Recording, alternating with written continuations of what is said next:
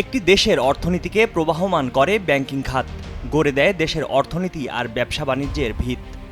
Bank যখন উদ্যোক্তা বিনিয়োগকারীর পাশাপাশি লাখো কোটি গ্রাহকের ভরসার জায়গা করে নেয়, তখন দেশও এগিয়ে যায় সমান্তরালে।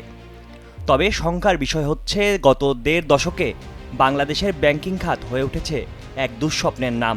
তবে দেশের ভঙ্গুর ব্যাংকিং খাতকে নতুন দিশা দিতে অনেকটা ত্রাতা হয়ে আসেন বিশ্ব পরিমণ্ডলে সমাদৃত অর্থনীতিবিদ ডক্টর আহসান এইচ মনসুর।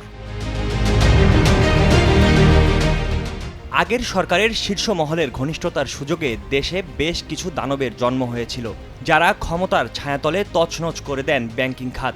নানাভাবে আমানতকারীদের জমানো টাকা নামে বেনামে লুটপাট করে ভরেন নিজেদের পকেট। বিভিন্ন ব্যাংকে বেপরোয়া লুটপাটের বলি হয়েছে পুরো ব্যাংক খাত। ব্যাংকের ঋণ কেলেঙ্কারি, জালিয়াতি আর টাকা লুটের মহোৎসব যখন সীমাহীন, তখন ঘটল ছাত্র জনতার গণ অভ্যুত্থান। ক্রান্তি লগ্নে অন্তর্বর্তী সরকার প্রধান হিসেবে দেশের হাল ধরলেন নোবেল বিজয়ী অর্থনীতিবিদ ডক্টর মোহাম্মদ ইউনূস ও তার উপদেষ্টারা। অন্যদিকে ব্যবসা বাণিজ্য আর অর্থনীতির জটিল সব সমীকরণের সহজ সমাধানের নায়ক ডক্টর আহসান এইচ মনসুর দায়িত্ব নেন ব্যাংক ও আর্থিক খাতের নিয়ন্ত্রক সংস্থা বাংলাদেশ ব্যাংকের ১৩তম গভর্নর হিসেবে। সারা জীবন বিশ্বের বহু দেশের অর্থনীতির কাঠামোগত সংস্কারে ভূমিকা রাখা অর্থনীতিবিদ ডক্টর আহসান এইচ মনসুর গত ১৪ই আগস্ট জীবনের নতুন অধ্যায় শুরু করেন। এবার দেশের ব্যাংকিং খাতকে এগিয়ে নেয়ার দৃঢ় প্রত্যয় তার। কাজ শুরুর প্রথম দিন জানান, ধরা হবে ব্যাংক খাতের রুই কাতলা, ধরা হবে পাচারকারীদের, আর আস্থা ফেরানো হবে নিরপরাধ গ্রাহকদের। একে একে ১১টি ব্যাংকের পর্ষদ ভেঙে দিলেন। সমালোচিত বিতর্কিত এসালম গ্রুপ সহ কয়েকটি গ্রুপে লুটে নেওয়ার টাকা ফেরাতে ৭টি ব্যাংকের লেনদেন ও এলসি খোলার কড়াকড়ি করলেন।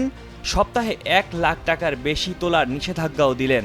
একই সাথে পাচারের টাকা ফেরাতে নানামুখী তৎপরতাও চলমান।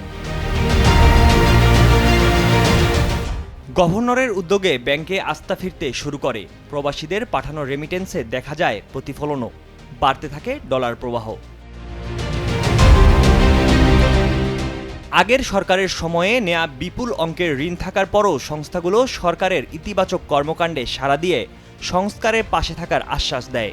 গভর্নর রিজার্ভ থেকে অবাধে ডলার বিক্রি করাও বন্ধ করে দেন। এদিকে রিজার্ভ ধরে রাখাই সরকারের এখন বড় চ্যালেঞ্জ। এ লক্ষ্যে গভর্নর প্রথম থেকেই ডলার বিক্রি বন্ধ রেখেছেন, একই সঙ্গে ক্রলিং পেগ পদ্ধতিও জারি রেখেছেন। এতে ডলারের অনিয়ন্ত্রিত দর অনেকটাই স্থিতিশীল হয়েছে।